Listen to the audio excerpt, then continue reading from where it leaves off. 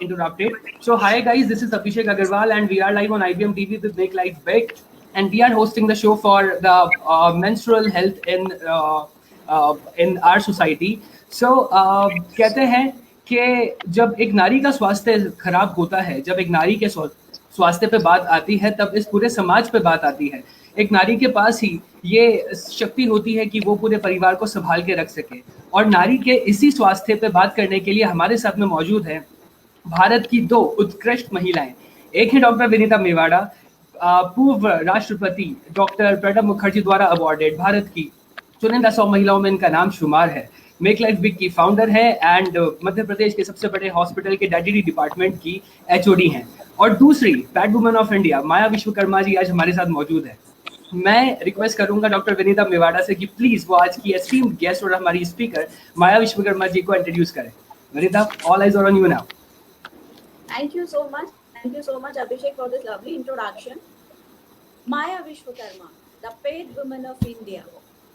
As far as her introduction is concerned, she is a founder of Sukarma Foundation. She worked at Stanford Medicine, former research associate at UCSF Medical Center. She trained in nuclear medicine at All India Institute of Medical Sciences, New Delhi. Entitled by Paid Women of India, she is social entrepreneur, researcher, activist, creative, producer and author of Swaraj मुमकिन है।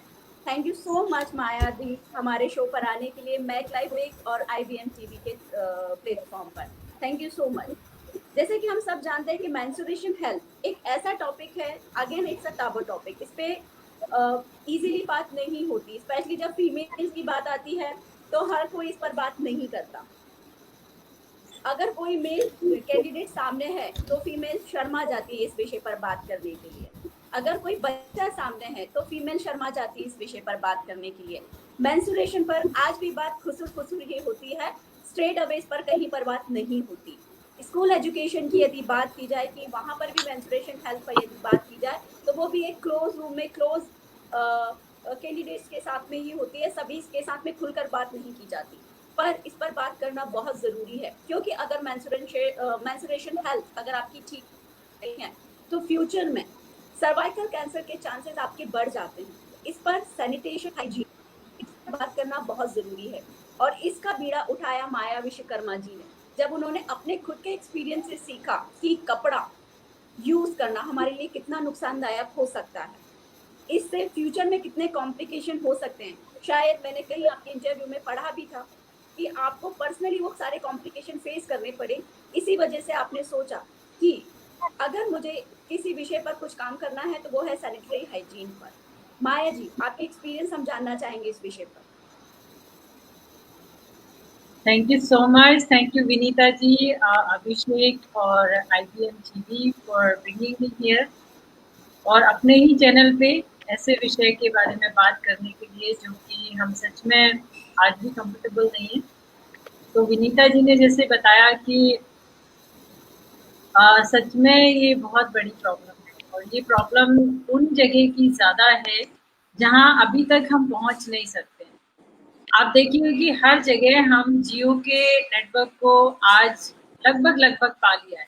मैं आज आपके सामने जहाँ से भी live हूँ, ये मेरा गांव है जहाँ पर मैं पैदा हुई, और आज यहाँ पर जियो नेटवर्क की वजह से हॉटस्पॉट के माध्यम से मैं आप लोगों के सामने हूँ। तो टेक्नोलॉजी हर जगह पहुँची है, लेकिन जो महिलाओं की हेल्थ है, जो सैनिटरी पैड है, जो अवेयरनेस है, जो हाइजीन की बातें हैं, वो आज भी कहीं ना कहीं एक पर्दे के पीछे है।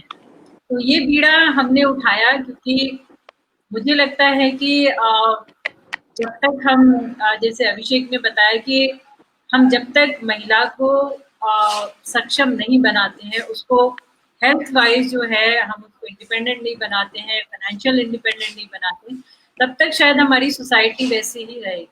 तो मुझे भी लगता है कि महिलाओं का एक ऐसा विषय है जो हम कभी बात नहीं किए हैं, और ख़ास तौर से जो हम बच्चियों के बारे में आज हम सोचें, चाहे वो स्कूल जाती हूँ, चाहे वो काम पे जाती हूँ, चाहे वो खेत में काम करने जाती हूँ, उनके साथ में इतनी सारी परेशानियाँ होती हैं कि वो किसी से शेयर नहीं कर सकती।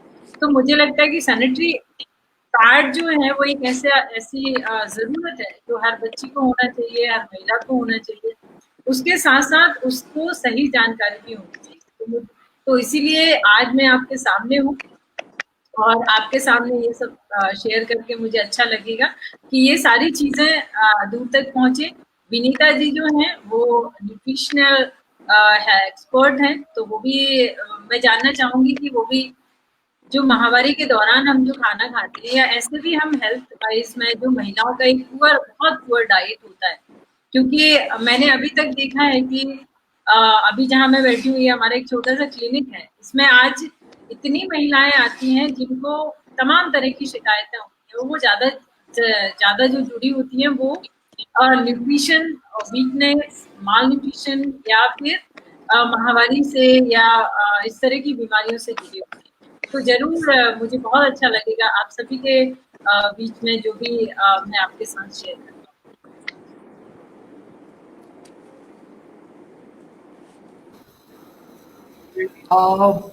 मैम, जैसा कि आपने बताया कि जानकारी की बहुत कमी है यहाँ पर और आपने न्यूट्रिशन की बात करी। सो पहला सवाल जो हमारे सामने आता है कि सैनिटरी पैड्स को आए हुए करीबन 100 साल हो चुके हैं। हम लोग वेस्टर्नाइज होते जा रहे हैं, एजुकेशन के अंदर रिवॉल्यूशंस आ रहे हैं, लिटरेसी रेट बढ़ रही है। फिर ये कहना कि महिलाओं के साथ में जो हर महीने की समस्या है, इतना कॉमन है, सबको पता है, उसके बारे में जानकारी का अभाव कैसे हो गया? क्या कारण था कि इतनी ऑब्वियस सी बात है, ये ऐसी चीज़ नहीं है जो 5 साल में एक बार हो रही है। ये ऐसी चीज़ है जो साल में 12 बार, महीने में एक बार होती ही है। तो जानकारी का अभाव होना थोड़ा-सा दिल को ठेस पहुँचाता है। तो आप प्लीज़ हमें बताएँ कि जानकारी का अभाव ऐसी चीज़ के लिए जो इतनी कॉमन है, कैसे कैसे हो गया? कैसे रह गया? देखिए, मुझे ये लगता है कि जानकारी का अभाव चाहे किसी भी प्रकार की हो, चाहे सेक्सुअल हो, पीरियड के लिए हो या कोई भी तरह की हो, वो जब तक हम उसको अपने सिलेबस में नहीं लेकर आएंगे, जब तक हम स्कूल्स में वो चीज़ों को एक फ्रीली डिस्कस नहीं करेंगे, तब तक शायद ये अभाव 200 साल और भी बना रहेगा। तो मुझे ऐसा लगता है कि हम जब स्कूल पढ़ते हैं, आप जब स्कूल गए होंगे, हमारे पेरेंट्स जब स्कूल गए हैं, तो ये सारी चीज़ें हमें कभी टेक्स्ट बुक में हमने नहीं पढ़ी। मतलब कहने के लिए हैं सिलेबस में, बट ना वो हमारे टीचर ने पढ़ाई, ना हमें हमारे घर में पढ़ाई, ना हमें किसी ने बताया। तो वो ये चाहते हैं कि ये छुपाने वाली चीज़ें हैं, इनको पर्दे के भीतर रखना चाहिए, जो उस ज़माने के लिए ठीक था, लेकिन मुझे लगता है आज के लिए तो शायद नहीं है। तो जब तक हम अपने एजुकेशन में, अपनी डेली रूटीन में, अपने और भी जो तमाम बातचीत हैं, जो प्लेटफ़ॉर्म है, उन पर नहीं लेकर आएँगे, तो ये चीज़ें वैसे ही रहेंगी। तो हम जहाँ तक जैसे जाते हैं, स्कूल्स में जाते हैं, गाँव में जाते हैं, तो वहाँ पर तो सिलेबस जो हम कहते हैं कि 8th class, 9th class, 10th class में शायद थोड़ा बहुत आया है, तो उसमें कभी भी वो चीज़ें खुल के नहीं पढ़ाई जाती, बताई भी नहीं जाती। तो एक तो सोशल स्तर से हमें थोड़ा-सा इनिशिएटिव करना होगा और दूसरा हमें एजुकेशनल लेवल पे। तो अभी हम इतने कंफर्टेबल नहीं हैं, हम देखते हैं कि ज़्यादातर जो प्रॉब्लम्स हैं वो छोटी जगह हैं, मतलब गाँव में, और वहाँ पर ऐसी जगह हैं जहाँ पर फीमेल टीचर, अब फीमेल टीचर नहीं होगी तो ये टॉपिक को तो कोई आसानी से नहीं पढ़ा सकता, और मेल टीचर हैं तो वो कभी इसमें कंफर्टेबल नहीं होते, बच्चियाँ कंफर्टेबल नहीं होती, तो ये बहुत सारी चीज़ें हैं। तो मुझे लगता है कि ये अभाव एजुकेशन में हम लोग कहीं न कहीं रखे हुए हैं, इसीलिए हम बाकी कंट्रीज़ के की तुलना में हम बहुत पीछे हैं, क्योंकि मैं अमेरिका में जब रहती हूँ और वहाँ पे वहाँ की महिलाओं से बात करती हूँ, जो कि आज की डेट में करीब 70-80 साल की हैं। वो लोग अपना एक्सपीरियंस शेयर करते हैं कि जब हम स्कूल में थे या हम टीन एज से में आए, तो हमें पैड्स मिलते थे, मतलब टैम्पॉन मिलते थे। हम 60-70 साल पुरानी बात कर रहे हैं। तो उस कंट्री में या बाकी और भी देशों में शायद धीरे-धीरे आए हैं, मतलब चाहे किसी भी माध्यम से। लेकिन मुझे लगता है भारत और जो थर्ड वर्ल्ड कंट्रीज़ हैं, वो कुछ ऐसी हैं जहाँ पर आज भी एक ये प्रॉब्लम बनी हुई है, और इस तरह के इनिशिएटिव यदि नहीं आए तो ये बहुत समय तक ऐसे ही चलेगा।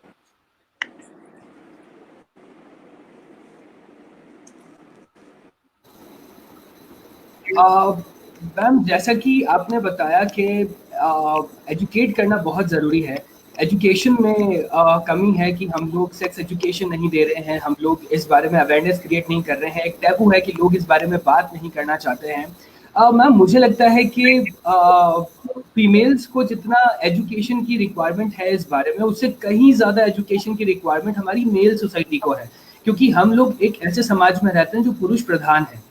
अगर पुरुष ही ये समझ जाएं कि ये बीमारी नहीं है, ये नेचुरल है, इस टाइम पे किसी महिला को केयर चाहिए होती है, और हम लोग पुरुषों को एजुकेट करें, तो ही बहुत सारी प्रॉब्लम, लाइक 90% प्रॉब्लम्स हमारी वहीं पर सॉल्व हो जाएगी। हम लोग हमेशा महिलाओं को एजुकेट करने की ओर कदम बढ़ाते हैं। पुरुषों को एजुकेट करने के बारे में आप क्या कहना चाहेंगे कि किस हद तक हमें इस बारे में भी कदम उठाना चाहिए और पुरुषों को एजुकेट करना चाहिए इस बारे में?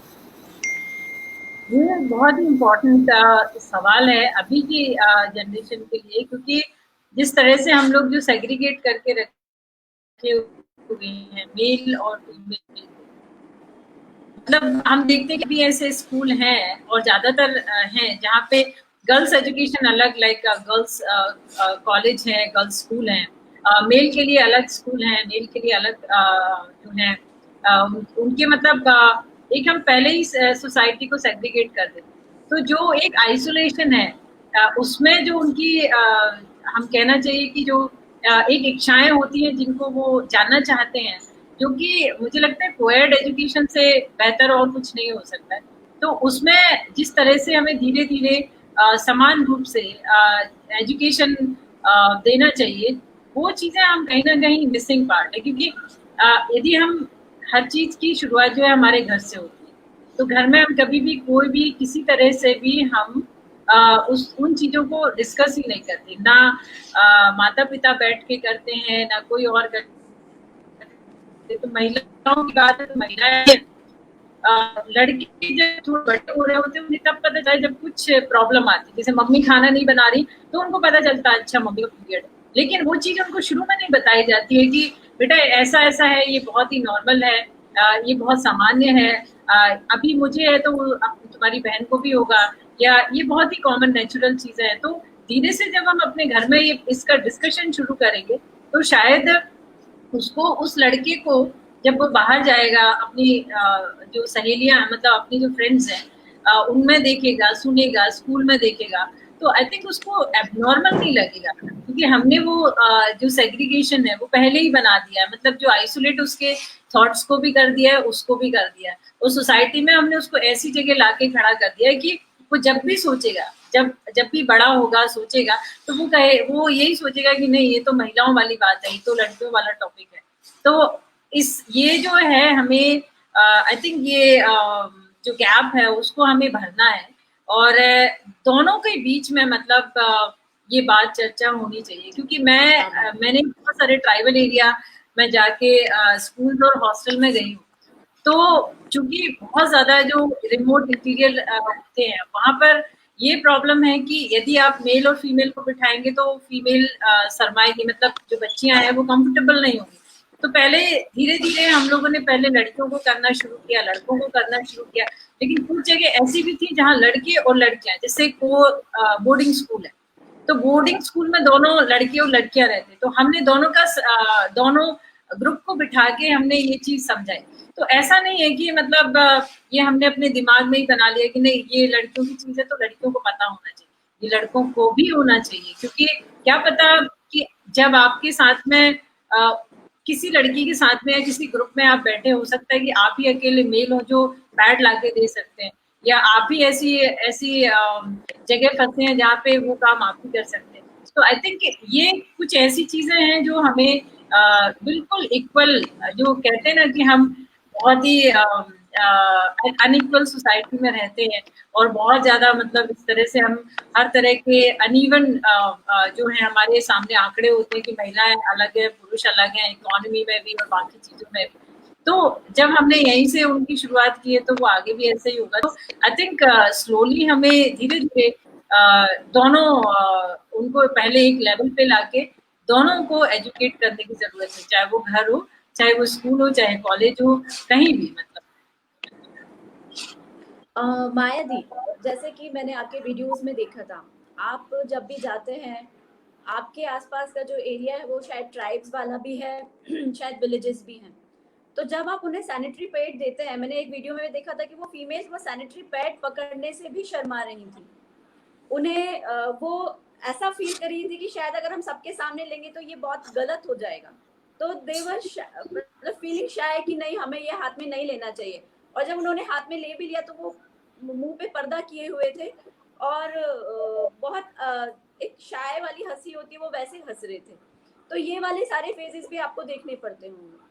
पर जब हम एजुकेशन की बात करते हैं, जैसे कि आपने कहा कि स्कूल में वो एजुकेशन होना चाहिए, पर यहाँ पर अभाव फिर शिक्षा का हो जाता है कि वहाँ पर ऐसे एरियाज में फीमेल टीचर्स जाना पसंद नहीं करते, मेल टीचर्स अवेलेबल होते हैं। मेल टीचर्स ऐसे सब्जेक्ट को पढ़ाना पसंद नहीं करते, या अगर पढ़ाएंगे भी तो फीमेल जो है वो इस सब्जेक्ट को पढ़ना पसंद नहीं करती मेल टीचर्स से। तो इन सारे जो लैक्यूनाज है, इनसे आप कैसे डील करते हो? देखिए, अभी हम लोग कहते हैं कि एक स्टेप हमें ऊपर आना है।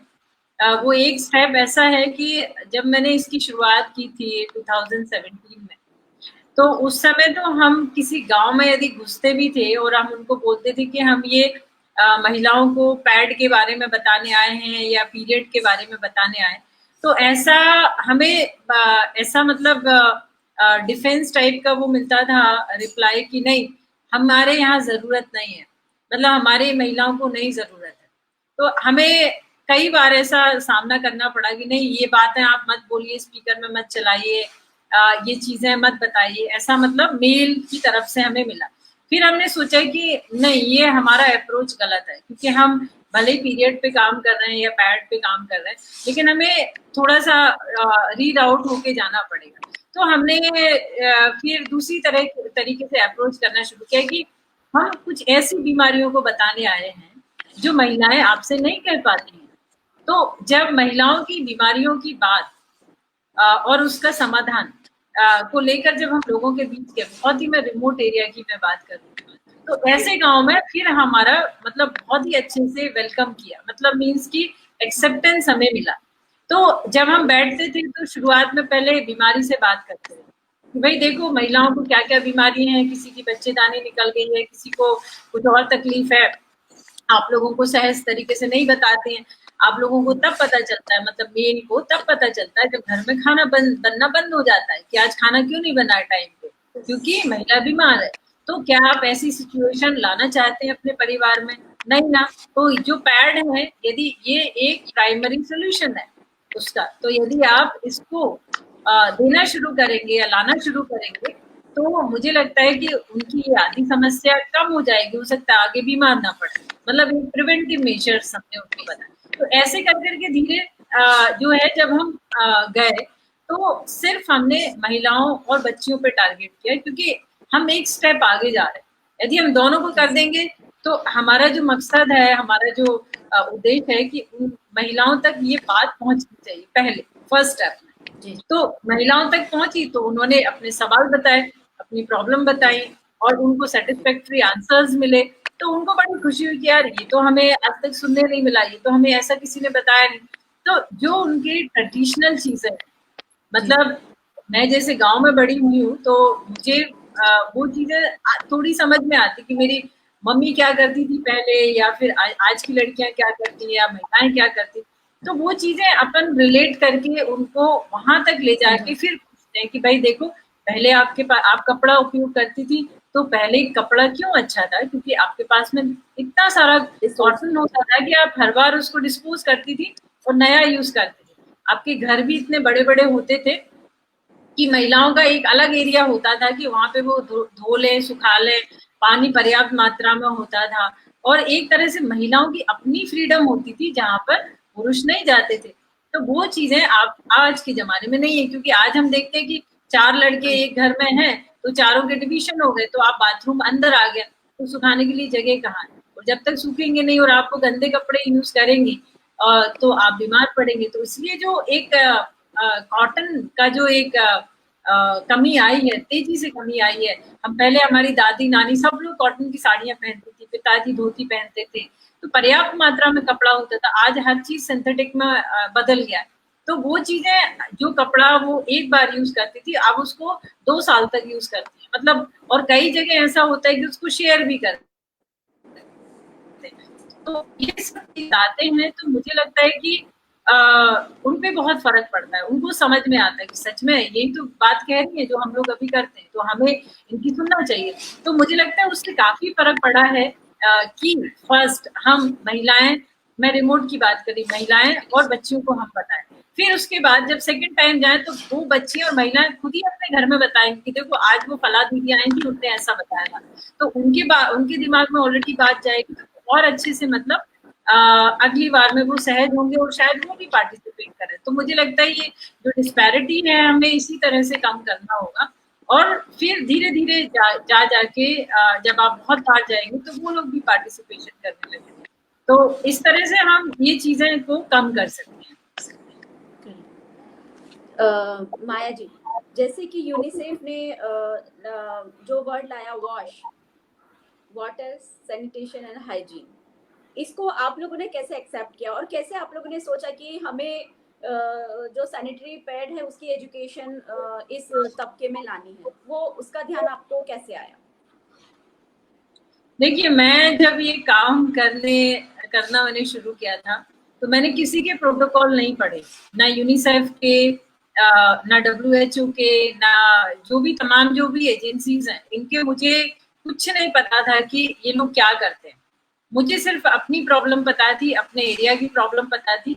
और जो एक बड़ा डिफरेंस ये है कि हमारे यहाँ बुंदेलखंडी बोलते हैं, तो यदि मैं उनको इंग्लिश में या शहर वाली भाषा में यदि बोलने जाऊं तो वो शायद नहीं सुनेंगे। तो मैंने हर चीज को उसी तरह से डिजाइन किया, हर चीज को उसी तरह से तैयार किया जो वो लोग सुनना चाहते हैं। तो बेसिक चीजें हैं, बेसिक प्रॉब्लम है, जो पैड है कितनी देर बाद लगाना चाहिए, कब निकालना चाहिए, किस तरह के होना चाहिए। तो इस तरह से बहुत सारी जो चीजें हैं वो सामने आती गई, उनकी प्रॉब्लम आती गई, तो फिर वही प्रोटोकॉल हमने अपना बनाया, हमने ये नहीं कि किसी का फॉलो किया। तो वो चीजें हमें उससे हमें ज्यादा अच्छे रिजल्ट्स मिले, मतलब वो लोग भी बहुत अच्छे से तैयार करते हैं, इतनी मेहनत करते हैं, इतना ज्यादा इन्वेस्टमेंट करते हैं सभी जगह पर। तो मुझे लगता है हम लोगों ने भी रेफरेंस के लिए देखा बाद में कि भाई अच्छा ये चीजें भी होती है, ऑलरेडी हमने तो डबल मेहनत की एनीवे। तो वो सब चीजों को हमने प्रिसाइजली किया, किसने मूवी बनाई है, क्या क्या चीजें उनको सहजता से बना सकते हैं, कैलेंडर बनाए हैं, लीफलेट बनाए हैं, बच्चों के लिए अलग बनाया है। तो ये सारी चीजें जब हमने देखा तो हमें बहुत अच्छा लगा, और हमने एक तरीके से जो भी हमारे पास एजुकेशनल मटेरियल है उसको हम लोगों के बीच लेकर गए। जैसे कि हमको पता है कि अगर मेंस्ट्रुएशन के दौरान यदि हम हाइजीन मेंटेन नहीं करते, जैसे मैंने इनिशियल अपने इंट्रोडक्शन में भी कहा था कि अगर मेंस्ट्रुएशन के दौरान हाइजीन मेंटेन नहीं करते तो सर्वाइकल कैंसर होने के चांसेस आपके बढ़ जाते हैं। ये एजुकेशन एक अनएडुकेटेड एरिया में अवेयरनेस के तौर पर लेकर आना, ये आपके लिए कितना चैलेंजिंग था? उन लोगों को आपने किस तरीके से एजुकेट किया इस बारे में? देखिए क्या होता है ना कि डर भगवान ने बहुत बुरी चीज बनाई है, और सबसे बड़ा जो मुझे डर लगता है कि वो बीमारी जो एक ऐसी चीज है, यदि आप उसका नाम भी ले देंगे ना तो फिर अपने आप चीजें होने लगती हैं। तो जैसा मैंने आपको शुरू में भी बताया कि हम लोग सबसे पहले उनकी समस्या सुनते थे कि मतलब उनको क्या कोई रैशेस है, उनको UTI है, उनको RTI है, कुछ इस तरह की समस्याएं हैं। यदि वो बोलती हैं तो फिर हम उनको ये बताते थे कि भाई देखो ये इस वजह से हो सकता है, आपने ये चीजें करते हो इसलिए शायद हो सकता है। तो ये जब चीजें वो सुन के, और फिर उनके बीच में कुछ ऐसी महिलाएं भी होती हैं जिनकी किसी ना किसी वजह से बच्चेदानी निकल गई, मतलब हिस्टेरेक्टोमी ऑपरेशन हुए। तो हिस्टेरेक्टोमी ऑपरेशन क्यों होते हैं, मतलब एक बहुत सारी इसके कारण है, लेकिन एक बड़ा कारण ये है कि सर्वाइकल कैंसर या बाकी चीजें ना बढ़े, इसलिए उनकी बच्चेदानी निकाल दी जाती है। तो ये चीजें जब हम बताते हैं कि देखो अगला स्टेप आपका ये होगा, मतलब यदि आप ये नहीं करेंगे तो हो सकता है कि आपको आगे जाके सर्वाइकल कैंसर हो, या फिर और भी प्रॉब्लम हो, मतलब UTI है, RTI, ये तो बहुत ही कॉमन है। और वाइट डिस्चार्ज की जो इश्यूज होते हैं, मतलब वो कहीं ना कहीं न्यूट्रिशन से भी जुड़ा होता है। तो ये चीजें जो एक डर बताते हैं कि देखो आपके बीच में जो 10 महिलाओं में से मान लो एक महिला की बच्चेदानी निकली है, उसका एक्सपीरियंस सुनते थे कि भाई आपका पहले और बाद की लाइफ कैसी है, मतलब बच्चेदानी नहीं निकलने के पहले आपको क्या क्या तकलीफें थी और उसको निकलने के बाद आपकी क्या तकलीफें सॉल्व हुई और नई क्या जनरेट हुई। तो बहुत सारी चीजें ऐसे निकल के आई कि महिलाएं सोचती हैं कि बच्चेदानी निकलने के बाद मतलब हमारा पूरी तरह से हमारा वो पीछा छूट गया, लेकिन ऐसा नहीं है, क्योंकि बच्चेदानी निकलने के बाद उनकी और प्रॉब्लम्स बढ़ गई। मतलब बच्चेदानी it's a part of our body, right? तो इंटरनल पार्ट को यदि हम निकाल रहे हैं इस वजह से कि उसमें कैंसर ना हो या कुछ और प्रॉब्लम्स ना हो या जो रिकरिंग प्रॉब्लम्स होती है वो ना हो, तो उस वजह से उस महिला की जब बच्चेदानी निकलेगी तो हार्मोनल इम्बैलेंस होगा कई तरीके से, और जब हार्मोनल इम्बैलेंस होगा तो उसको बाकी प्रॉब्लम्स क्रिएट होंगी। जैसे तमाम जो महिलाएं हैं जिनकी बच्चेदानी निकली है, एक बड़ा डेटा कहता है कि उनकी आई साइट वीक होने लगती है, उनके बोन्स जो है उनका कैल्शियम बहुत तेजी से डिग्रेड होता है और उनकी हड्डियों में बहुत इश्यूज होते हैं, मतलब उनका कमर हमेशा ही दुखता रहेगा, उनके हाथ पैर हमेशा ही दुखते रहेंगे, वीकनेस हमेशा बना रहेगा, आई साइट का भी इशू होता है, हेडेक होने लगता है उनको। तो मतलब ये चीजें हम ये भी बताते हैं कि आपकी निकल भी जाएगी तो भी आप ऐसा मत समझिए कि हमारी प्रॉब्लम सॉल्व हो गई। तो ये जो जब उनके सामने उनकी भाषा में उनके एक्सपीरियंस को उनके एग्जाम्पल लेके जब आप बात करेंगे तो उनको वाकई समझ में आता है, फिर वो बहुत ही कॉशन लेती है, मतलब बहुत ही ज्यादा सतर्क हो जाती है कि नहीं ये बाई जो बोल रही है वो सही बोल रही है। ओके माया जी, पैड वुमन का टाइटल कैसे मिला? अरे मतलब ये तो एक अलग ही मतलब कहानी है एक्चुअली। मेरे दिमाग में ये काफी समय से था, मतलब मैं 2014 ऑनवर्ड से इसमें चाह रही थी कि कैसे हम गांव में पैड और मशीन और ये सब चीजें हम लेकर आए। तो वो मेरा R&D हमेशा ही चल रहा था, क्योंकि मैं कैलिफोर्निया में रिसर्च से जुड़ी हूँ और कैंसर बायोलॉजी में काम करती थी मैं तब। तो सोचा कि क्या सही में ये इतना बड़ा काम है, मतलब पैड पहुंचाना गांव में और बाकी चीजें। तो फिर अरुणाचलम का मैंने एक बार टेड टॉक सुना, फिर उसके बाद उनसे काफी इंस्पायर हुई, उनको ढूंढा कि ये कहाँ रहते हैं, इन्होंने कैसे काम शुरू किया, उसी प्रकार का मैं भी काम करना चाहती थी। तो मतलब जब पैड में नई आई थी फिल्म, उसके पहले से मैं अरुणाचलम से मिली, उन्होंने बताया हम साउथ इंडिया में काम करते हैं, उसके बाद आप नॉर्थ में कर रही थी, बहुत अच्छी बात है। तो हमने तमाम मशीनें, तमाम मटेरियल, ये सब चीज़ों के बारे में सर्च किया और फिर सोचा कि अपने यहाँ पे कौन सा अच्छा फैक्ट्री लग सकता है, छोटा वाला, जिसमें हम महिलाओं को रोजगार भी दें, महिलाओं को काम भी दें, उसके अलावा उनके पास में एक प्रोडक्ट भी हो उनका खुद का बनाया हुआ। तो इस तरह से ये इनिशिएटिव करना बहुत ज़रूरी है, क्योंकि मेरे लिए बोलना बहुत आसान है कि अरे हाइजीन को ऐसे करते हैं, इसको ऐसे चेंज करना है, ऐसे बदलना है, ये करना है। लेकिन यदि हम प्रैक्टिकल बात करें तो आपकी शायद बात एक हफ्ते में भूल जाएंगे, क्योंकि आपके पास में कोई उसका सोल्यूशन नहीं है, आप प्रॉब्लम बता रहे हैं, सोल्यूशन नहीं दे रहे हैं। तो वो सोल्यूशन के बारे में मतलब काम करना शुरू किया। तो जैसे मैंने मान लो अपने गांव से ही शुरुआत की, जहाँ पर मैं आज बैठी हूँ, तो वहां पर एक ये शुरुआत की कि दुकान वाले से पूछा कि भाई आप पैड क्यों नहीं रखते हैं? तो उन्होंने कहा कि देखो कोई खरीदता नहीं तो हम पैड क्यों रखें, मतलब तो खरीदते क्यों नहीं है लोग, क्योंकि महंगे होते हैं। सही बात है, मतलब 50-60 रुपए का पैकेट एक गांव में एक महिला के खरीदना मतलब बहुत बड़ी बात है। तो फिर सोचा कि यहाँ पर ना महिलाएं खरीदती हैं, महिलाएं चाहती हैं कि पैड हो, लेकिन दुकान वाले रखते नहीं है। तो वो एक बड़ी असमंजस टाइप की स्थिति हुई। तो फिर जब हमने वो पैड बनाना शुरू किया तो उसमें हमने सिर्फ महिलाओं को काम पे रखना शुरू किया। उसका कारण ये था कि जो काम हम करते हैं मतलब उसमें हम ज्यादा अच्छे से सीखते हैं और उसको हम अप्लाई भी ज्यादा अच्छे से करते हैं।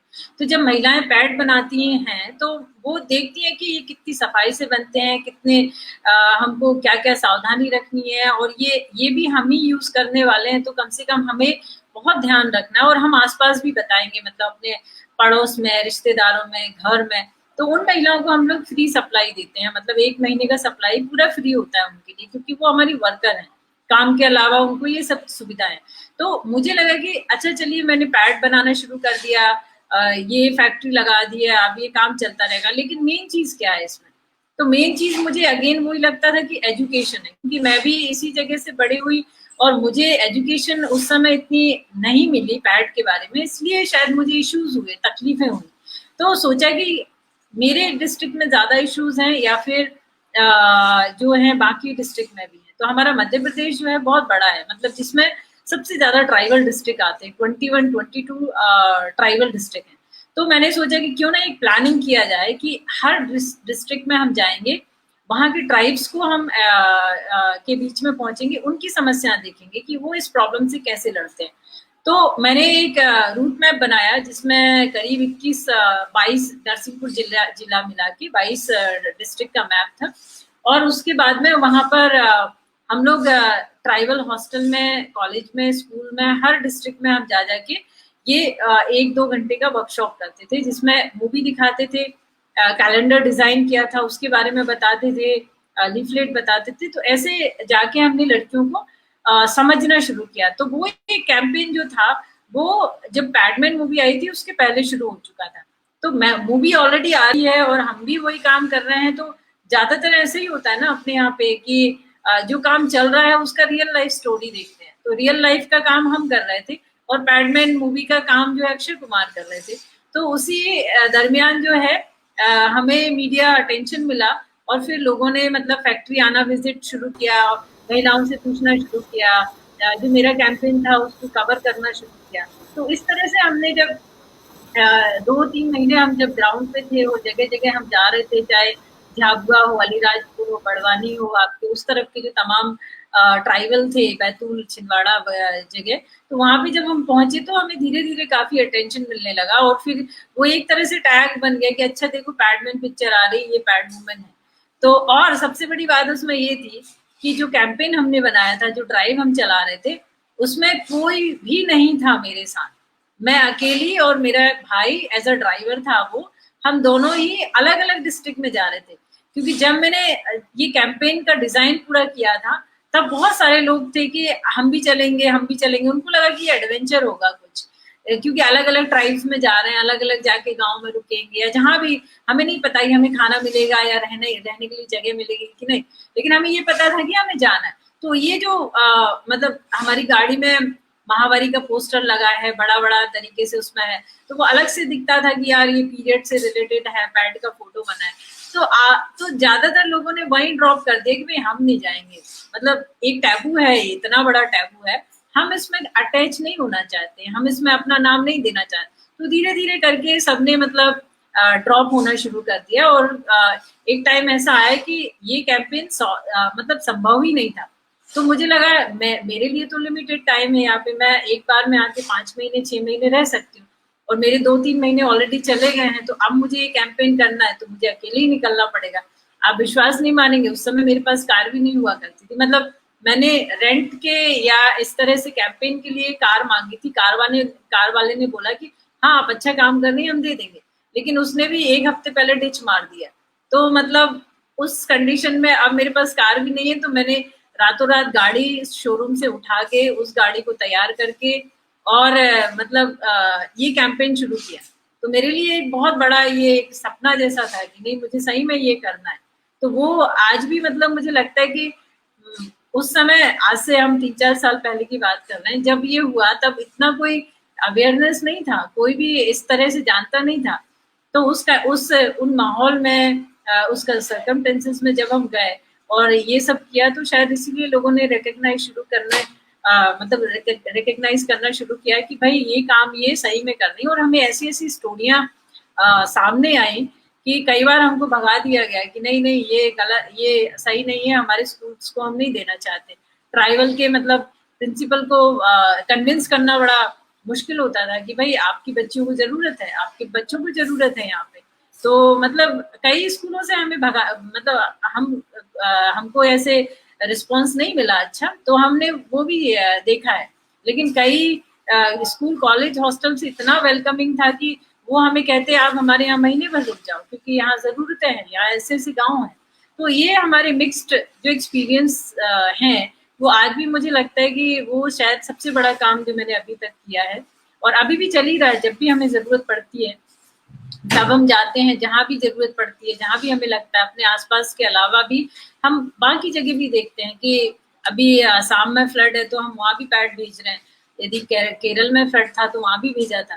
तो इस तरह की आपदाओं में भी हम लोग हिस्सा लेते हैं कि भाई कम से कम एटलीस्ट एक महिला के पास सैनिटरी पैड तो होना ही चाहिए, चाहे वो किसी भी प्रॉब्लम में हो। अभी कोविड के टाइम पे भी हम इतनी जगह जाके दे रहे हैं, मजदूरों को दे रहे हैं जहाँ भी जरूरत, and this is all free, मतलब we are not charging anything. तो हमें लगता है कि जो अपनी सोच है उसमें बदलाव होना चाहिए कि ये प्रॉब्लम कितनी बड़ी है, वो यदि हम समझ लें तो शायद ये समस्या बहुत पहले ही दूर हो जाती। तो ये समझने के लिए यदि हमें कुछ इनिशिएटिव ऐसे करने पड़ेंगे। मैम, जैसा कि आपने बताया कि आपके स्ट्रगल्स के बारे में, it was very inspiring, it was very motivational. देखिए, ये जो हमारा अभी लाइव वीडियो जा रहा है, ये समाज के उस तबके के लोग देखेंगे जो थोड़े से प्रिविलेज्ड है। उनको लगता है कि सारी दुनिया बहुत खुश है, उनको अपने आसपास लग्जरीज नजर आती है। मैं चाहूंगा कि हम लोग उनका डायरेक्शन, उनका ध्यान उस सोच की तरफ एक बार लेके जाए जो कि गांव की महिलाओं को अपने ही घर के अंदर, अपने ही समाज में फेस करनी पड़ती है। आजकल तो चीज़ें बहुत ज़्यादा मॉडर्न हो गई हैं। मैं जिस सोसाइटी में रह रहा हूँ या जो भी ये लोग वीडियो देख रहे हैं, उनके आसपास चीज़ें बहुत मॉडर्नाइज्ड है। लेकिन गांव में और पिछड़े वर्ग में या फिर उन लोगों में जो अभी अर्बन एरियाज में नहीं आए हैं, वहाँ पर बहुत सारे टैबूज हैं। अगर पीरियड्स हैं तो आप रसोई में नहीं जाओगे, घर का कोई काम नहीं करोगे, तिरस्कार कर दिया जाता है एक नारी का। और आप बिलीव नहीं करेंगे कि मतलब इतनी ऐसी हालत हो जाती है कि नारी को बर्तन धोने के लिए कहा जाएगा लेकिन रसोई में जाने के लिए नहीं कहा जाएगा। यानी कि हम लोग इसलिए नहीं कह रहे उसको कि उसकी तबीयत खराब है, हम इसलिए कह रहे हैं कि हमें लगता है कि ये अपवित्र चीज है, रसोई में जाएगी तो खराब हो जाएगी रसोई, लेकिन बर्तन अगर धोएगी तो सब ठीक है। सो इस तरीके की जो समस्याएं हैं, एक बार हम लोग उसकी तरफ ध्यान लेके जाए तो शायद जो लोग ये वीडियो देख रहे हैं उनको समझ में आएगा कि ये प्रॉब्लम कितनी कितनी डीप रूटेड है, कितनी अंदर तक फैली हुई है और कितना कुछ करने की आवश्यकता है। अगर हम लोग एक भी प्रिविलेज इंसान का ध्यान उस तरफ आकर्षित कर पाए और उसको कुछ करने के लिए मोटिवेट कर पाए तो इस वीडियो का, इस शो का मकसद सफल हो जाएगा। So ma'am, please guide us कि व्हाट आर द प्रॉब्लम्स जो वहाँ की महिलाएं फेस कर रही है, उनको क्या क्या सहना पड़ता है। देखिए, आपने बहुत सही बताया अभिषेक, और आपने इतने अच्छे से उसके डीप में जाके जो इश्यूज बताए हैं, मुझे लगता है कि हर घर की कहानी है और एक सोसाइटी में हम इसको ऐसा वर्डन की तरह मतलब लेके घूम ही रहे हैं। मतलब हम उसको सॉल्व कहीं नहीं करना चाहते हैं, बस कैरी ऑन कर रहे हैं one generation to another generation. So मेरे हिसाब से मुझे लगता है कि देखिए, कोई भी जो हमारी पुरानी प्रथाएं बनी, और मैं ये मानती हूँ कि जो भी प्रथाएं उस समय जब बनी थी तो उस समय के लिए मुझे लगता था कि वो सेफ्टी के लिए, मतलब उनकी सुरक्षा के लिए, उनके स्वास्थ्य के लिए वो चीजें वहां पर सही थी। मतलब 200 साल पहले, 500 साल पहले की हम बात करें तो उस समय वहां के लिए सही थी। जैसे हम माने कि सती प्रथा जो थी वो उस समय थी, आज से मतलब 100-200 साल पहले, जो कि हमारे हमारे ये सेंचुरी में जाके उसको खत्म हुई।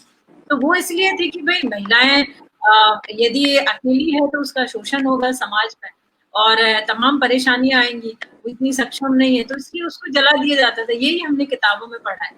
लेकिन अब आज के समय में उसकी जरूरत नहीं, क्योंकि हम उसको रोजगार दे सकते हैं, शिक्षा दे सकते हैं, उसको समाज में एक पहचान दे सकते हैं, तो उसको अब ये करने की जरूरत नहीं। तो वो बदला, मतलब वो उसको दिमाग से भी मतलब वैनिश हो गया अभी, और बाकी और जगह से भी मतलब वो चला गया।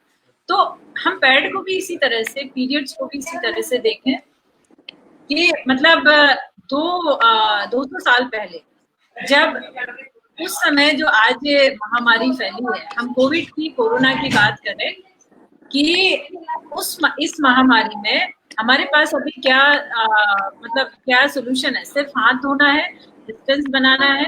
हम आज भी उसकी वैक्सीन नहीं बना पा रहे हैं। अभी हम 6, 7, 8, 10 महीने हो गए, राइट? तो उस समय तो कुछ भी नहीं होता था, ना एंटीबायोटिक्स होता था, ना सोप होती थी, ना मतलब और भी कोई प्रिवेंटिव चीजें नहीं थी। और एक फैमिली जो कि बहुत एक लार्ज फैमिली हुआ करती थी, जिसमें 20-20, 25-25, 50-50 लोग एक घर में एक ही किचन में खाना खाती थी। तो उस समय जो हमारे पूर्वजों ने जो बनाई वो बहुत ही साइंटिफिक चीजें थी कि भाई महिला को यदि पीरियड्स है तो उसकी ब्लड आएगा। उस समय इतनी प्रिवेंटिव शायद कपड़ा भी ठीक से नहीं वो लोग समझ पाते होंगे कि इसको हम लग सकता है ब्लड भी, उसके हाथ उसने साबुन से नहीं धोए तो ब्लड भी उसी में रहा तो इन्फेक्शन का कारण हो सकता है। खाना यदि किसी ने खाया तो बहुत सारे लोग बीमार हो सकते हैं।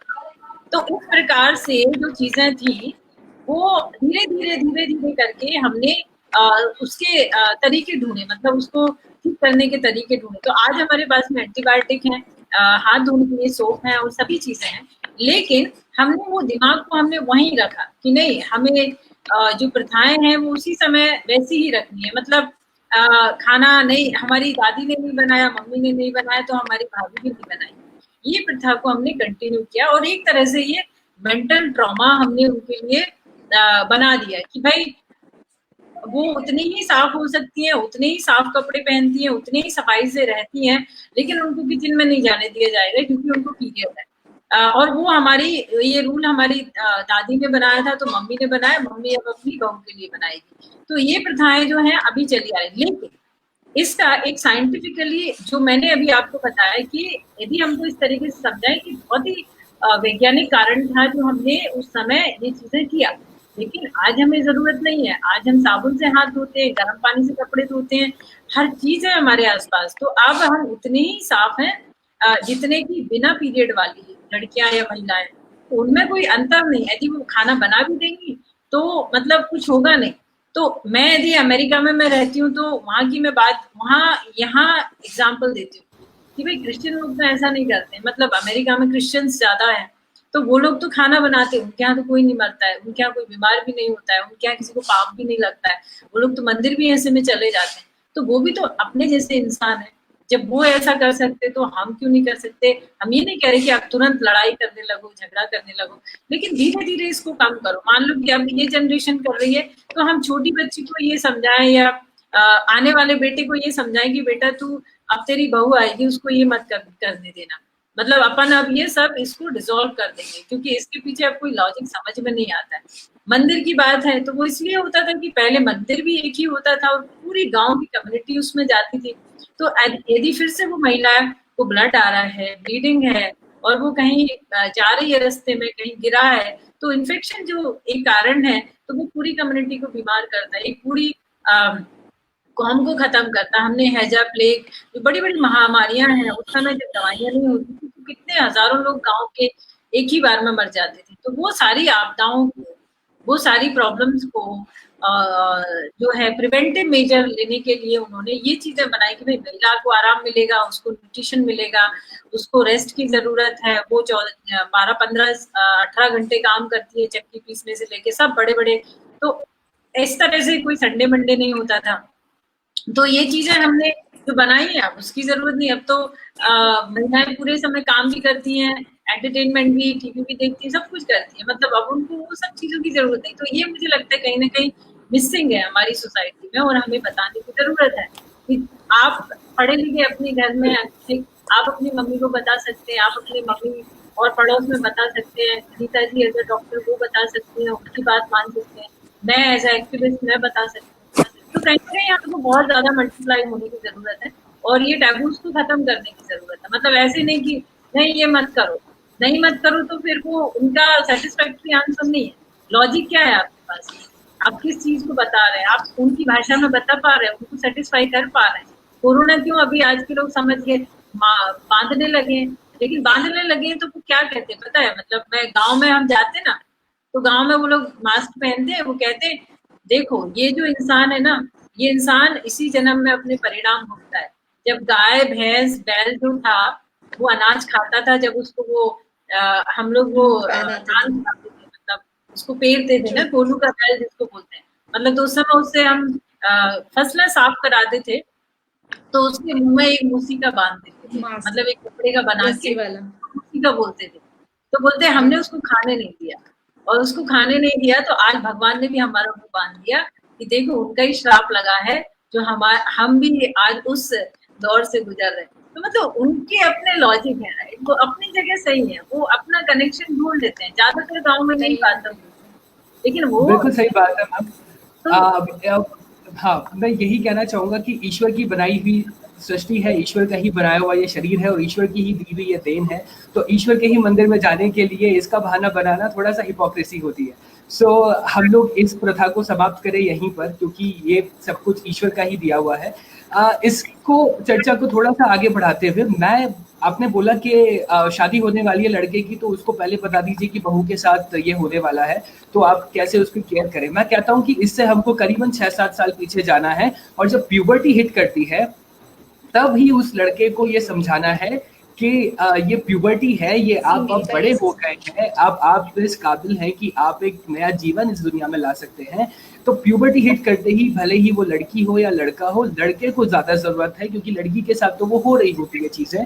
तो इस बारे में आपका क्या विचार है कि जो एजुकेशन घर में मिलती है वही सही एजुकेशन होती है? क्योंकि हम घर पे बात नहीं करते, उस लड़के को कहाँ पर वो बातें समझ में आती हैं, स्कूल जाके अपने ही कलीग्स के साथ बात करके, या कोई टीवी देख के, या कोई वीडियो देख के। और वो करप ज्यादा होती हैं, वो सच्चाई से थोड़ी सी परे होती हैं, वो मस्ती मजाक की बातें होती हैं, और ऐसी सोच बन जाती है कि लड़की तो बनी ही इस चीज के लिए है और थोड़ी सेकेंडरी चीज है, सब स्टैंडर्ड चीज है, लड़की है तो पाप है। तो अगर हम बच्चे का 13-14 साल का होते ही जब उसकी प्यूबर्टी हिट करती है तभी उसको ये चीज समझाए कि आपके साथ ये हुआ है, आपका एक अपोजिट जेंडर है, फीमेल है, उनके साथ ये होता है, और आपकी जिम्मेदारी बनती है कि जब उनके साथ ये हो तब आप उनके साथ रहें और उनका सम्मान करें, क्योंकि अगर ये नहीं होगा तो ये सृष्टि खत्म हो जाएगी। तो इस बारे में आपका क्या विचार है मैम? बिल्कुल सही कहा अभिषेक, मैंने शुरू में ये चीज बताई है कि सबसे पहले तो घर में जो बड़े हैं उनको ये चीज शुरुआत करने की जरूरत है कि एक साथ में एक ऐसा माहौल बनाए, डर का नहीं। हम ज्यादातर देखते हैं कि हर घरों में डर का माहौल होता है कि पापा बैठे तो हम बराबरी से नहीं बैठ सकते या बराबरी से बात नहीं कर सकते। तो वो जो एक बहुत बड़ा डिफरेंस है कि बच्चे को ऐसी बातें उसके सामने नहीं करेंगे जो थोड़ी सी हिडन होगी या थोड़ी सी अलग होगी, राइट। कभी अपन ने मम्मी पापा को ऐसी कोई बात करते नहीं सुना है, क्योंकि वो ये सोचते हैं कि ये चीजें मतलब अकेले में बात करने की है या कुछ ऐसी है। तो वो कभी ये जरूरी नहीं समझते हैं कि बच्चा बड़ा हो रहा है तो उसको इसकी जरूरत है, या बेटा वो मतलब किस तरह से इमोशनली जाएगा, किस तरह से हमें ट्रेन करना है। क्योंकि एक साइकोलॉजी जब चेंज होती है, जब वो 12-13 साल की उम्र में मतलब अपना जो है शुरू करता है लाइफ, और जो भी एक्टिविटी है स्कूल में जो भी देखता है, तो उसको हमें सच में ट्रेन करने की जरूरत है कि देखो अब ऐसा हो सकता है तुम्हारे साथ, तुम्हें उसको किस तरह से लेना है, मतलब एक गलत में नहीं, मतलब एक पॉजिटिव में, कि ये सोच के कि मतलब तुम जहां भी जिसको भी देख रहे हैं, हो सकता है वो किसी की बहन होगी, तुम्हारी बहन है, तुम्हारी बहन के लिए यदि कोई देखेगा तो कैसा लगेगा। तो उसके लिए एक पॉजिटिव एटीट्यूड बनाना बहुत जरूरी है। और मुझे लगता है घर से बहुत बड़ी एक शुरुआत होती है और बदलाव भी वहीं से आते हैं कि हमारी जो मम्मियाँ हैं, जो मतलब बहनें हैं, जो मतलब बड़ी बहनें मैं कहूँगी, या फिर सिंपल पापा जी जो हैं, वो मतलब इस तरह से एक अच्छे से एलिगेंट वे में मतलब बात करना शुरू कर रहे हैं, तो उनमें बहुत बदलाव आएगा, डेफिनेटली आएगा।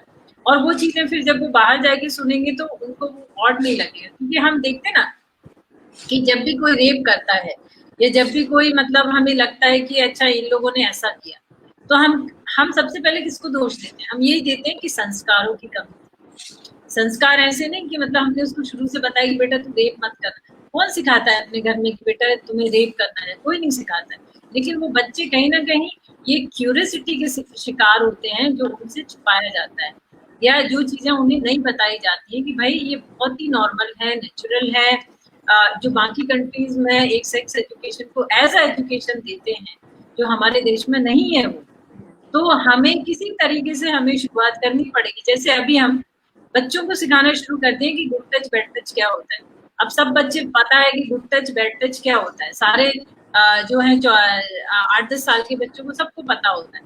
तो यही गुड टच बैड टच को हम बाकी और चीजों में हल्का सा और क्यों नहीं मॉडिफाई कर सकते, जब वो उस स्टेज से बाहर आ जाए तो उसमें और हम एडिट कर सकते हैं और कुछ ऐड कर सकते हैं, ऐसे एक एलिगेंट वे में, चाहे मूवी, कॉमिक और बहुत सारी चीजें। क्योंकि हम जो भी चीजें पढ़ते हैं सीखते हैं वो किताब, कॉमिक, स्टोरीज, ये सब चीजों के उसमें करते हैं।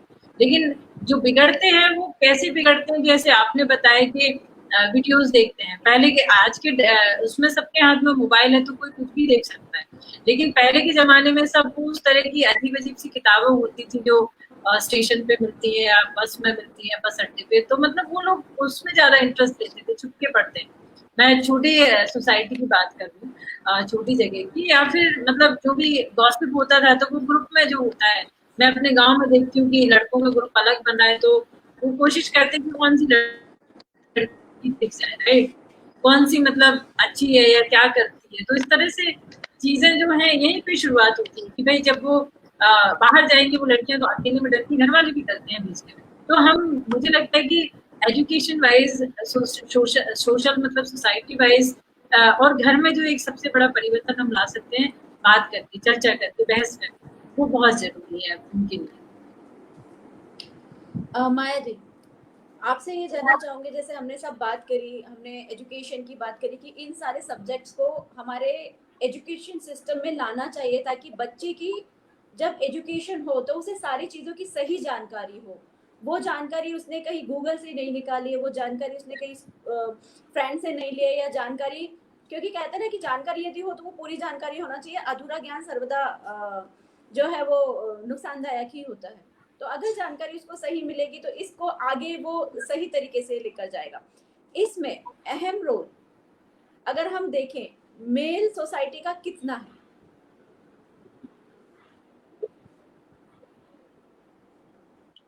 बहुत बड़ा है। इनफैक्ट मैं तो कहूंगी कि यदि वो लोग फॉरवर्ड आ जाएं तो मतलब काफी चीजें वहीं खत्म हो सकती हैं। कि सिंपल है, यदि हम एजुकेशन, जैसे अभी पॉलिसी चेंज हो रहा है, राइट, क्योंकि समय की जरूरत है कि हम एजुकेशन पॉलिसी को क्यों चेंज कर रहे हैं। तो अब वो एजुकेशन पॉलिसी जब हम चेंज कर रहे हैं तो क्यों ना हम इनको ऐड कर सकते हैं। मतलब आप बच्चा है उसको रोक नहीं सकते, क्योंकि आपका बच्चा 3 साल का है और वो पहले वीडियो देखेगा फिर खाना खाएगा, या आप भी उसको वीडियो दिखाएंगे फिर वो खाना खाएगा, लेकिन वो वीडियो में वो क्या देख रहा है उसके दिमाग तक जा रहा है। मतलब उसको पता है कि मैं जब ये देखूंगा तभी मैं खाना खाऊंगा, तो आप उसको ला के देते हो। लेकिन हम जैसे ही वो बच्चा बड़ा होता है हम उसकी बाकी रिक्वायरमेंट नहीं समझ पा रहे हैं कि इसको अब क्या जरूरत है हमारी तरफ से, तो हमने उसको बड़ा कर दिया, नहीं अब तो ये थोड़ा बड़ा हो गया, ये अपना जाने नहीं, तो हमने गलती कर रहे हैं कि हमें वो चीजें अभी धीरे धीरे सम्मिलित करने की जरूरत है टेक्स्ट। तो मैं देखती हूँ कि मतलब एक और चीज हमने एक ये करते हैं कि जैसे मैं कैलिफोर्निया में रहती हूँ अमेरिका में, तो लोग जब मैं यहाँ पे एक अपना परिचय देती हूँ कि भाई देखो मैं रहती नहीं हूँ, मैं वहाँ रहती हूँ लेकिन यहाँ काम करती हूँ, तो अमेरिका का नाम, वेस्टर्न का नाम जैसे ही लोग कहते हैं, कई लोगों ने मुझे बोला मैडम हम आपसे एक सवाल पूछे, आपको बुरा तो नहीं लगेगा क्या? अच्छा, वहाँ पे तो सुना है कि सेक्स के बारे में मतलब बहुत ओपन बात होती है, बहुत चर्चा होती है, या लोग करते भी होंगे। तो मतलब मुझे बड़ा अजीब सा लगता है कि जो चीजें हम, विनीता तुमने सही कहा कि आधा ज्ञान जो होता है वो सही में खतरनाक होता है। तो लोगों को वही ज्ञान मिला है कि अच्छा जो मूवी में दिखता है या जो हॉलीवुड मूवी में दिखाया जाता है वही होता है, जबकि ऐसा नहीं है, क्योंकि वहां पर हर बच्चा इंडिपेंडेंट होता है हाई स्कूल के बाद में, उसको फ्रीडम होती है, माँ बाप भी नहीं रोक सकते उसको, उसे जहाँ जाना जिसके साथ रहना वो रह सकते हैं। जैसे वो खुद ही एक ओपन सोसाइटी में है। हम ये नहीं कह रहे हैं कि हमारे बच्चों को भी ऐसा माहौल देना, बिल्कुल नहीं देना, लेकिन वो उनको समझने की शक्ति बढ़ानी है, उन्हें सोसाइटी में एडजस्ट करने की उनकी क्षमता बढ़ानी है कि किस तरह से वो एक्सेप्ट करके वहां पर एक लेवल के तहत में वो रहें। मतलब ऐसा नहीं कि यदि उनके लड़कियों के बीच में भेज दिया जाए तो वो सिर्फ उनके दिमाग में कुछ और चले, नहीं, कुछ अच्छी चीजें भी चल सकती, कुछ आइडियाज भी चलते हैं। हम इक्वालिटी की इतनी बड़ी बात करते हैं, इतनी बड़ी बहस छिड़ी है कि भाई मीटू है, ये है, वो है, दुनिया भर की चीजें आ रही हैं, लेकिन हम उसकी रूट कॉज तो देख ही नहीं रहे। मतलब उसमें हम काम भी नहीं कर रहे हैं, यहाँ तक कि मुझे लगता है जो एजुकेशन लेवल पे हमें करना चाहिए, तो वो आज के बहुत बड़ी जरूरत है। और ज्यादातर हम देखते हैं कि पॉलिसी लेवल पे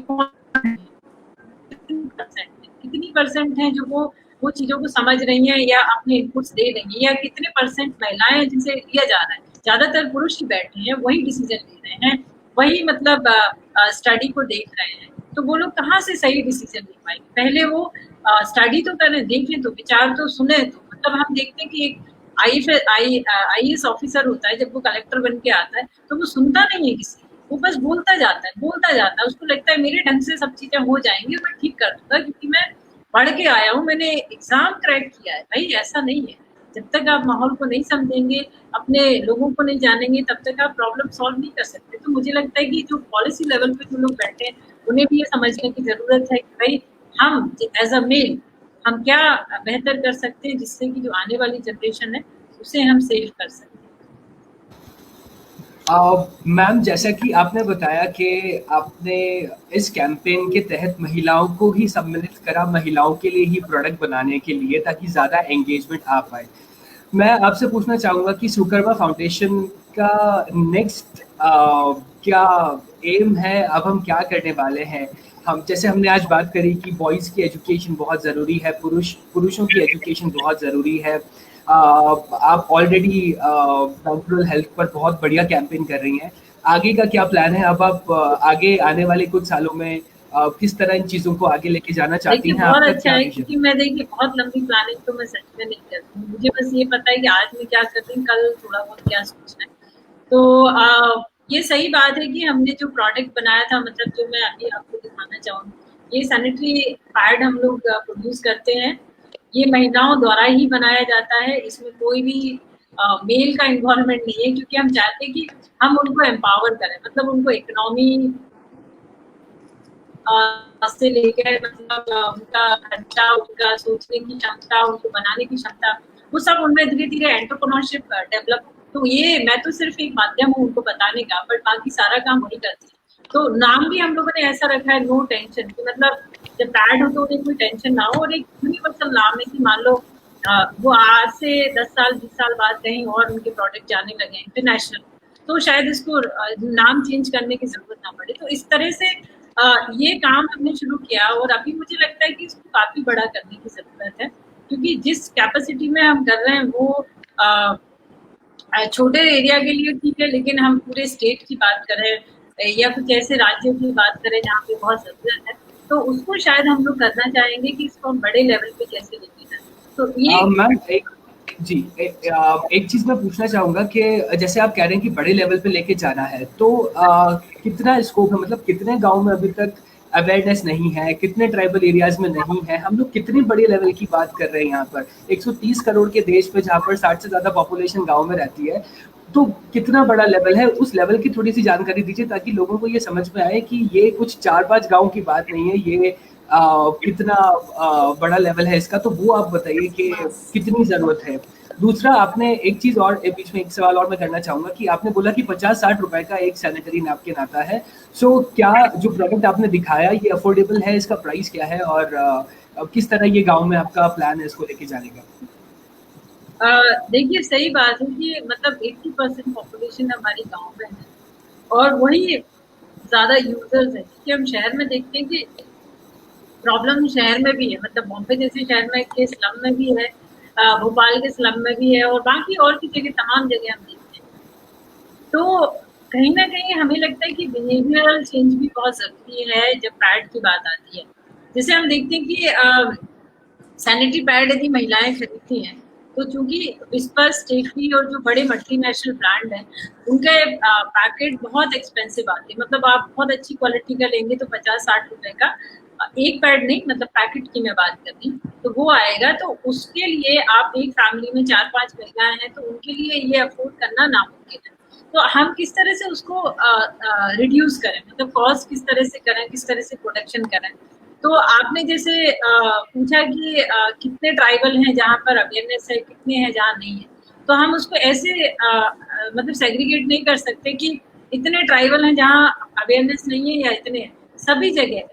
लेकिन कितनी परसेंट पॉपुलेशन है जहाँ अवेयरनेस नहीं है, या कितनी परसेंट है जहाँ पर है। तो मुझे लगता है ज्यादा से ज्यादा 1-2% इस तरह के एरियाज होते हैं जहाँ पर अवेयरनेस है। मतलब अवेयरनेस बोले तो वो महिला या लड़की किसी शहर की है, या वो कभी शहर में रही है, तो उसको पता है कि भाई पैड क्या होते हैं। तो मतलब उसे अपने यदि हेल्थ के बारे में कंफर्टेबल लगता है, तो वो शायद दूर से भी लाके खरीद लेगी और उसका बजट भी बना के रखेगी। लेकिन जो मेजोरिटी जो है वो ये है कि महिलाएं मतलब इसके लिए पहले तो बजट भी नहीं तय कर सकती करती। जैसे हम देखते हैं कि हमारे घरों में या गाँव में बाजार लगता है, तो हर महिला के पास में 100 रुपए निकल आते हैं कि उसको चूड़ी, बिंदी, फेस वॉश जो भी है, साबुन शृंगार का वो खरीद लेंगे, लेकिन पैड के लिए कभी नहीं होगा। तो हम ये मानसिकता भी बदलने की जरूरत है कि इसको हम एज अ अपने एक्सपेंस में इंक्लूड करें। कि मान लो तंबाकू का खर्चा होता है, सिगरेट का खर्चा होता है, कई घर में दारू पीते हैं, वहां तो 100-200 रुपए तो हर रोज निकल ही जाते हैं। तो जब हम उनका बजट बना सकते हैं तो इसका क्यों नहीं? तो हमें डेफिनेटली सस्टेनेबल है। और हम मतलब पूरे इंडिया में मैं एग्जैक्ट डेटा तो आपको नहीं बता पाऊंगी, लेकिन ये है कि बहुत बड़ा एक परसेंट है, मतलब 80% गाँव में जो है कि यहाँ पर पैड्स नहीं मिलते हैं। और मैं जितनी भी जगह गई हूँ, मुझे एक भी गांव ऐसा नहीं मिला जहाँ 100% पैड यूज होते हो। मैं पैड की नहीं बात कर रही, मतलब कुछ भी एक सेफ हाइजेनिक मेथड को लोग यूज करते हैं। मतलब ज्यादातर कपड़े ही जो कर रहे हैं, जो कि बहुत ही बीमारी का कारण है यदि वो साफ शुद्धता से नहीं यूज कर रहे हैं। तो इसको तो डेफिनेटली बड़े लेवल पे करने की जरूरत है, और कर भी रहे हैं, वो काफी जगह कर रहे हैं। और उसके साथ साथ मुझे ये एजुकेशन जो मैंने आपको पहले से बताती आई हूँ, और हमारा जो पैड है, ये रिटेंशन जो बनता है, तो हमने इसके कई तरीके से सोचा कि इसको हम किस तरीके से ऐसा करें कि, क्योंकि हम ये नॉन प्रॉफिट है, हमें कोई प्रॉफिट नहीं बनाना, लेकिन हमें एक चीज जरूर करना है कि हर कोई भी बच्ची इसको या महीने यूज करने से वंचित ना रह जाए। तो जैसे मैं अपने गांव का एग्जांपल बताती हूँ, 4 साल पहले यहाँ कोई पैड यूज नहीं करता, तो मैंने क्या किया, इस गांव को एडॉप्ट कर दिया। भाई ये गांव मेरा गांव है, मैंने इसको एडॉप्ट किया। अब मैं अपने ये पैड को फ्री में भी नहीं देना चाहती, क्योंकि यदि फ्री में दूंगी तो ये अब्यूज होगा। हालांकि मैं दे सकती हूँ, लेकिन मैं नहीं दूँ। तो हमने इसका कॉस्ट, ये 20 रुपए 25 रुपए का पैकेट है, तो इसका कॉस्ट मैंने 5 रुपए कर दिया। ये 5 रुपए का डब्बा है, कोई भी कितने भी ले जा सकता है। तो शुरुआत में जब लोगों को नहीं पता था, तो 2, 4, 6 ऐसे लोग आते थे। आज की डेट में कम से कम 10 महिलाएं, बच्चियां इस तरह से आती हैं कि वो पैड इसको लेके जाती है, क्योंकि 5 रुपए की जो कॉस्ट है वो नहीं, महंगा नहीं लगता है, और गाँव में ही मिल रहा है, तो गाँव से ही वो लोग खरीदेंगे। तो अब तो आज की डेट में यदि मैं बताऊं, तो उनके घर के लड़के भी लेने आते हैं, उनके हस्बैंड भी लेने आते हैं, उनके दादा भी लेने आते हैं। तो हर कोई इसको लेने आता है। मतलब ये ऐसा नहीं कि अभी ये टैबू है, ये है कि ये क्लिनिक में, ये हमारा टेलीमेडिसिन क्लिनिक है, तो इसमें ये एक तो दवाइयों की जगह पे रखे हैं, तो डेफिनेटली हेल्थ से रिलेटेड है, और दूसरा कॉस्ट कम है, तो हर कोई आराम से इसको अफोर्ड कर सकता है, सोचता नहीं। मतलब 5 रुपए हर किसी के पास निकल है। तो हमने अभी जैसे मान लो ये मॉडल रखा है, अब हम मान लीजिए दूसरे और गरीब गाँव में जाते हैं, जहाँ पे कितना अफोर्ड कर सकते हैं, तो हम उनसे पूछते हैं कि भाई आप 10 रुपए दे सकते हैं, 15 रुपए दे सकते हैं, तो उसको बाकी जो डिफरेंस है उसको कैसे चिप इन करें, कि भाई जो सक्षम है वो फुल प्राइस में ले, जो नहीं सक्षम है वो उसकी भरपाई करे, या उसकी जगह से कोई और डोनर दे, राइट।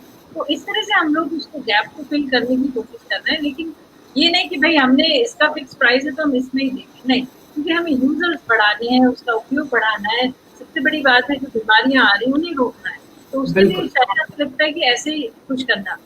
जी, सबसे बड़ी बात है मैम अवेयरनेस क्रिएट करना। जो पैकेट इंटरनेशनल ब्रांड्स के और बड़े ब्रांड्स के 50-60 रुपए के आ रहे हैं, वो आप 5 रुपए तक भी दे रहे हैं, और इससे बढ़िया कुछ हो नहीं सकता। हम लोगों ने आज बात करी सोशल अवेयरनेस की, पुरुषों में अवेयरनेस की, सेक्स एजुकेशन की, घर में जो महिलाओं के साथ बर्ताव हो रहा है उसके बारे में, और बहुत ही ज़्यादा ज्ञानवर्धक सेशन था। बहुत सारे लोगों के दिमाग की खिड़कियां खुल गई होंगी ये देखकर। और मैं डॉक्टर विनीता से रिक्वेस्ट करूंगा कि डॉक्टर विनीता प्लीज़, अगर आपका कोई लास्ट क्वेश्चन है तो समय की पाबंदी है, इसलिए लास्ट क्वेश्चन है, तो प्लीज़ वो करें ताकि हम लोग इस चर्चा को आगे बढ़ा के और कंक्लूड कर पाए।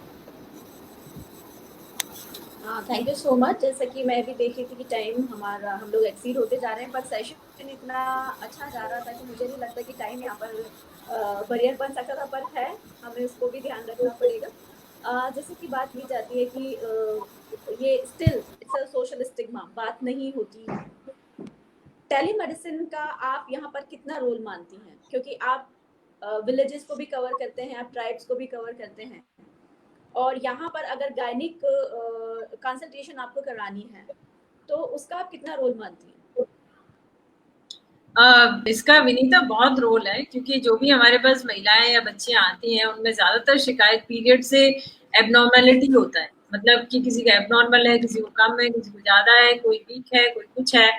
तो ये जो चीजें हैं वो सारा कहीं ना कहीं इससे रिलेटेड होता है। तो जो टेलीमेडिसिन ये गांव में हमारे लगा है, जैसे हम लोग वीडियो से बात कर रहे हैं, इसी प्रकार से हमारे डॉक्टर्स जो हैं अलग बैठे हैं, जयपुर में है कुछ, एक मेरी फ्रेंड है अमेरिका में है, जेम्स के हैं।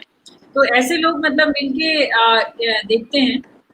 तो इसमें सबसे बड़ी बात तो कोई भी जब बीमार होता है, इसको इन्फेक्शन होता है, तो पहली बात तो उसको घर से यहाँ तक आने में बहुत टाइम लगता है कि यार ये प्रॉब्लम है भी कि नहीं। जब एक्सेप्टेंस होता है कि अच्छा ये मुझे प्रॉब्लम है तो मैं जाती हूँ, तो मतलब लड़की आई, महिला आई, तो वो कम से कम अपने आप आ जाती। मतलब आप उसे मेल पे डिपेंडेंट नहीं है कि भाई मेरे को बाइक से शहर ले जाओ, गायनी वाले डॉक्टर्स को ले जाओ या कुछ ले जाओ। तो कम से कम उसकी जो प्राइमरी इंक्वायरी है कि भाई मुझे इन्फेक्शन है, मुझे कुछ एंटीबायोटिक चाहिए या मुझे कुछ चाहिए, तो उसके टेस्ट भी हो रहे हैं यहाँ पर बेसिक, और उसका मतलब एक वाइटल पता चल रहा है, उसका रूटीन पता चल रहा है, उसका न्यूट्रिशन लेवल पता चल रहा है, वो सब चीजें उसका यहीं पे पता चलता है। और उस आधार पे उसको प्राइमरी एंटीबायोटिक मिलते हैं और उससे वो 2-4 हफ्ते खा के जो है, और मतलब जो भी मल्टी वाइटमिन है, क्योंकि ज्यादातर हम देखते हैं यहाँ की महिलाएं बहुत ज्यादा वीक है। मतलब छोटी छोटी बच्चियों को भी आप देखेंगे, जो फूड हैबिट्स हैं, जो फूड लेवल है, उसमें प्रोटीन नामात्र है, नामात्र प्रोटीन, जबकि हम उसी चीज को इतना बड़ा हम कंटेंट मान रहे हैं और उसी को हम नहीं दे रहे हैं। तो कहीं ना कहीं उसकी भरपाई दवाइयों से हम लोग करते हैं, मल्टीवाइटामिन से। तो वो चीजें जो है कम से कम यहाँ से तो दूर हो रही है। कुछ प्रयास हम ये भी करते हैं कि कुछ लेबोरेटरीज हैं जो फ्री में सैंपल्स हम आपको भेजती है कि भाई ये महिलाओं के लिए है, एक्सक्लूसिव बच्चों के लिए, तो वो चीजें हम फ्री में भी देते हैं। तो वो लोग वो लेने भी आती हैं कि चलो कम से कम ये हमारे पैसे नहीं लग रहे, पैसे बच रहे हैं इस तरह से। तो ये बहुत बड़ा कंट्रीब्यूशन है। मुझे लगता है कि गायनी उनकी प्रॉब्लम सुन ले और एक बहुत ही अच्छे तरीके से यदि उनको मेथड बताए, उनको बस यही बता दे कि तुम्हें क्या खाना है घर में, तुम्हारे पास आसपास सब कुछ अवेलेबल है, हर ताकत की चीजें हैं आपके पास।